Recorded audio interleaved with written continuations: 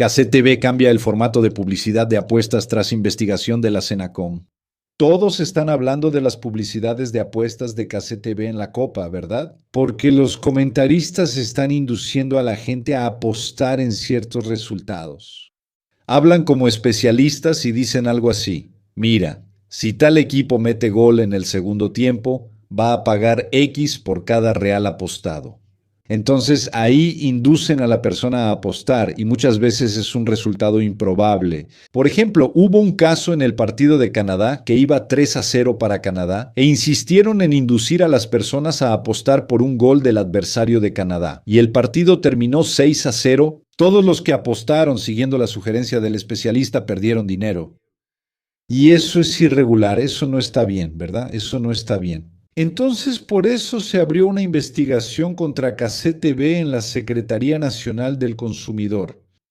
Y entonces, ellos, por su cuenta, incluso antes de que saliera el resultado de esa investigación, dejaron de hacer esa tontería. Sigue habiendo anuncios de apuestas en la Copa del Mundo y en KCTV, pero ya no hay más códigos QR en la pantalla, ya no está el tipo induciéndote a apostar en un resultado específico. Simplemente hacen la propaganda de la casa de apuestas. Ni siquiera eso debería existir, ¿verdad? La propaganda de apuestas debería estar totalmente prohibida, igual que la propaganda de cigarrillos. No se puede divulgar porque esa cosa es adictiva, es un problema de salud pública, ¿verdad? Acaba con la economía de las familias. Entonces, por eso, ni siquiera debería permitirse hacer anuncios. Pero al menos KCTV hizo un cambio ahí. Vieron que estaban recibiendo muchas críticas, estaban siendo atacados fuertemente en las redes sociales. Incluso perdieron audiencia. Hay menos gente viendo los partidos en KCTV después de que empezó esta historia. Y entonces Casimiro vino a intentar justificarse. Y quedó peor, ¿no? Dijo que, imagínense, no molesta a nadie. Sí molesta la música, mucho, Casé, mucho, de verdad, ¿no? En fin. Desenrola para microemprendedores individuales va a refinanciar 12.4 mil millones en deudas, dice el ministro. Entonces, todavía está eso, está el Desenrola, que está yendo muy bien con la población de personas físicas. Y ahora va a haber el Desenrola para quienes MEI, principalmente esa gente que deja de pagar el DAS, ¿verdad? Que es ese documento de recaudación.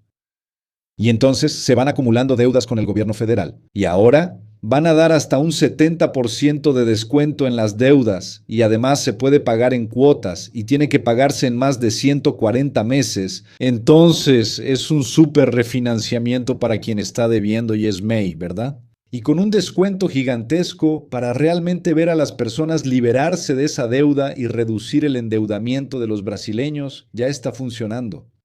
En lo que respecta al Desenrola Pessoa Física, mucha gente ya arregló su vida, ya tiene las deudas solucionadas, pero es muchísima gente, millones de personas, y ahora viene para la gente que es microemprendedor individual, que también necesita una ayuda.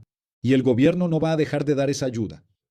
Adrica Valenza, Ricardo Mello, buenas noches. Es la primera vez que logro verte en vivo. Me asusta que mucha gente no asimila los números. Es verdad, sabes, Drica, me asusta. Yo también me asusto mucho con eso, la verdad. Tú hablas, presentas los argumentos, das los números, presentas los hechos, ¿no? Y aún así la gente no se convence. ¿Por qué? Porque ya se volvieron hinchas, ¿no? Ya no son más electores, son hinchas. El hincha no abandona al equipo. El equipo puede estar mal, puede descubrir que el directivo es corrupto, puede descubrir que el jugador vendió el partido, y aún así sigue apoyando a ese equipo. Es el caso de esa gente que son electores, hinchas, lo cual es una tristeza para la democracia brasileña. Data Tempo. Lula lidera en todos los escenarios de primera y segunda vuelta en Minas. ¿Por qué traje una encuesta del Estado y no de Brasil? Porque en Minas todo el mundo dice que quien gana en Minas gana en Brasil, ¿no? Eso ha sido así desde siempre. Todos los presidentes elegidos democráticamente en Brasil ganaron la elección en Minas Gerais. Entonces, es un termómetro porque Minas Gerais es un estado muy grande, tiene 860 y tantos municipios y es un estado que tiene características de varias regiones de Brasil. Entonces, por ejemplo, ahí en el Triángulo Mineiro y el sur de Minas es muy parecido a la mentalidad del paulista, del goiano, ¿no? En el caso del Triángulo, ¿verdad? El norte de Minas tiene más características de los nordestinos. Ahí en el este de Minas o llegando a Juiz de Fora también tienes una característica más del sudeste, ahí de Río de Janeiro. Aquí tienes la capital que tiene una característica propia. Entonces el estado de Minas Gerais es considerado un pequeño Brasil, con varios tipos de electores, por eso. Y el Datatempo es, en realidad, un estudio de investigación del periódico O Tempo, que es uno de los periódicos más importantes de Minas Gerais y que trae los números, así, Lula con una tranquilidad, una súper tranquilidad. Lula 42.3, Flavio Bolsonaro 23.8. Eso en un escenario donde hay un montón de candidatos minoritarios, ¿verdad? Entonces, cuando bajas un poco más aquí, quitando a los candidatos minoritarios, Lula 42.7, Flavio Bolsonaro 25.2.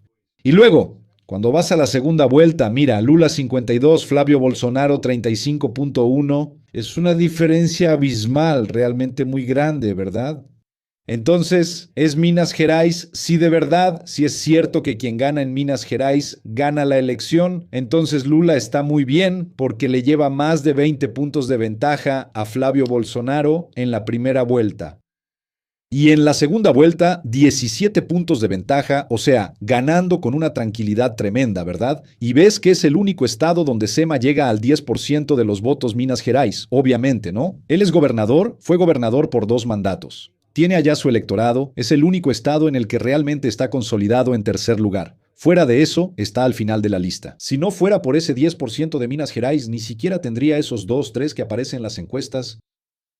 En fin, y hay una última noticia que creo que es súper importante, o sea, no suelo hablar de deportes, pero esta vez creo que es necesario, ¿no? Eso.